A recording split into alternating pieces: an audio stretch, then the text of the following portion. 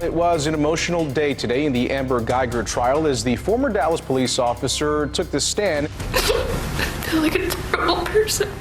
I feel like a piece of crap. Why did she walk into his apartment and shoot him? I think she made a mistake of the apartment. I think she was distracted. But when she got to the threshold, she said she heard shuffling, which she thought was a threat. And she went in search of that threat and intentionally killed him. So leading up to the apartment door could have been a mistake. But when she, from outside of that door, she made a decision to go in and to take out whatever threat was inside. So you think she purposely went in there? That's right. And Lee, does that meet the test? Yeah, so what the prosecution had to establish is what everyone sort of agreed to, that she was at the wrong apartment door unintentionally. It was a common mistake in that apartment complex.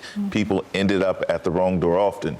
What became unreasonable was how she handled that situation. 92 other residents ended up at the wrong apartment door.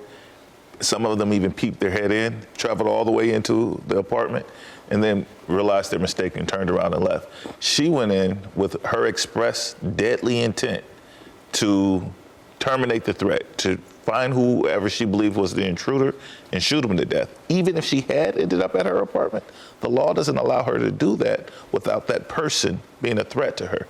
We know Bolton wasn't a threat to her because he was sitting on his couch eating a bowl of ice cream. And y'all understand that was the instruction to the jury.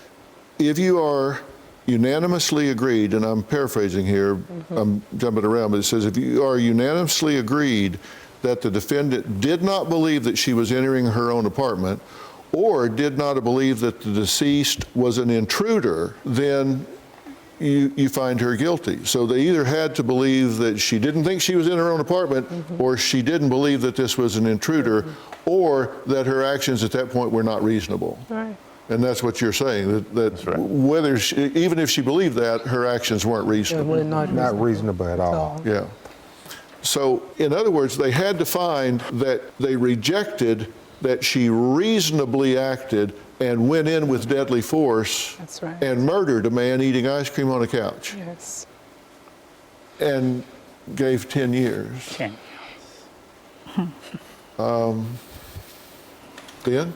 Yeah, you know, we believe it is the first time that a white policewoman has been convicted of murder for killing a black man in America ever. So that's a historic case when you look at it from that perspective.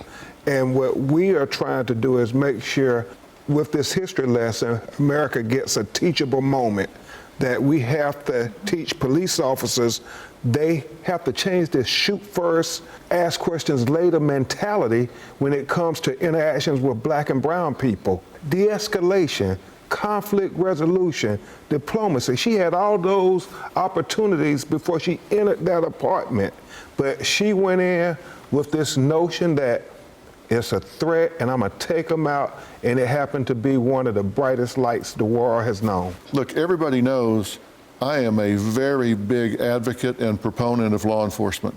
I think in the main, we have African American officers, men and women. We have Caucasian officers, men and women. And in the main, I think they all try and do a good job. But there's a curve, and there are some that don't. That's right. There are some that put their lives in jeopardy to save anyone, save every one of you, me. And then there are those that shouldn't have a badge and a gun. Right. And every police chief in America will tell you that. Yeah.